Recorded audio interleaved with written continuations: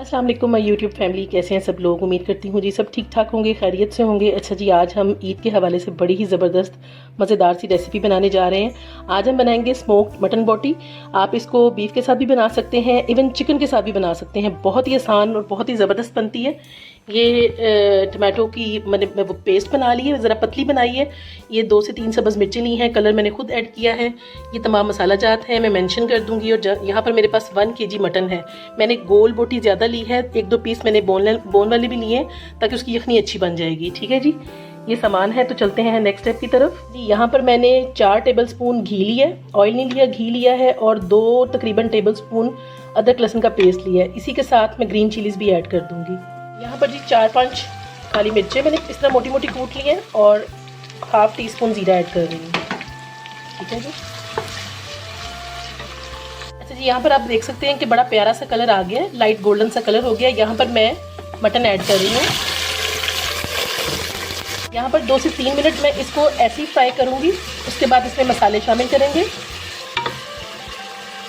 अच्छा जी, ये देखें घी सेपरेट होना शुरू हो गया।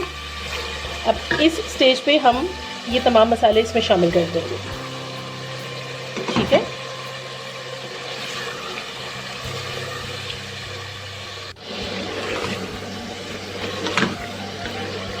बहुत ही अच्छी सी खुशबू आने लग गई है। इसके साथ यहाँ पर जो मैंने ये टमाटर का पेस्ट बनाया हुआ था, ये मैं शामिल कर रही हूँ।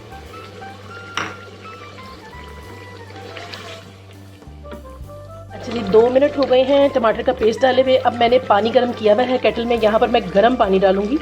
आपने गर्म पानी डालना है। ठीक है, ये देखिए जी, ये पानी मैंने सिर्फ उसमें इतना डाला जिसमें ये मैं इसको गला सकूं। ठीक है, बहुत ज़्यादा पानी नहीं डालना। अब इसको मैं 5 से 7 मिनट के लिए वेट लगा दूंगी, और नेक्स्ट स्टेप फिर बाद में करते हैं। अच्छा जी, ये देखें यहाँ पर गोश्त जो है हमारा गल चुका है। आप समझ लें कि 90% ये बिल्कुल तैयार है। ठीक है, ये इसकी कंडीशन है। इस टाइम पर 1 प्याली मैं इसमें दही शामिल कर रही हूँ, जिसमें 1 टीस्पून मैंने भुना हुआ कुटा हुआ ज़ीरा शामिल किया है। आप देख सकते हैं मैंने कोई प्याज कुछ इसमें शामिल नहीं किया। इसको हम मिक्स करेंगे और थोड़ा सा भूनेंगे। अच्छा जी, यहाँ पर आप देख सकते हैं दही काफ़ी हद तक भुन गई है। अब सबसे एंड पे मैंने एक बड़ा प्याज लिया है, उसको यूं गोल छल्लों में काट लिया है, और ये मैं इसके अंदर डाल रही हूँ। ठीक है जी, शुरू में जो हमने प्याज नहीं डाला वो हमने अब इसमें अब शामिल किया। उसके बाद प्याज शामिल करके इसको हम ज़्यादा देर पकाएंगे नहीं। यहाँ पर इसके ऊपर मैं इस तरह एक स्लाइस रख रही हूँ। ठीक है, और इसके ऊपर ये मैं कोयला रख रही हूँ। ठीक है, इस पीस को उठा लेते हैं, इससे पहले ये हमारा खाना स्पॉइल करे। प्याज डाल के मैंने एक स्लाइस का पीस रखा है, और ये ऊपर कोयला रखा है।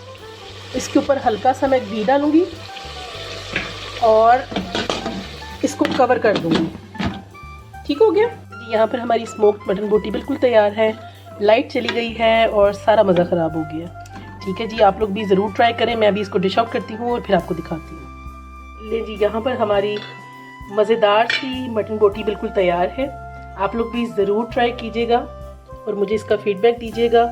इंशाल्लाह आप लोगों को बहुत पसंद आएगी, और इस ईद पर भी ज़रूर ट्राई कीजिएगा। Thank you so much, take care, अल्लाह हाफिज़।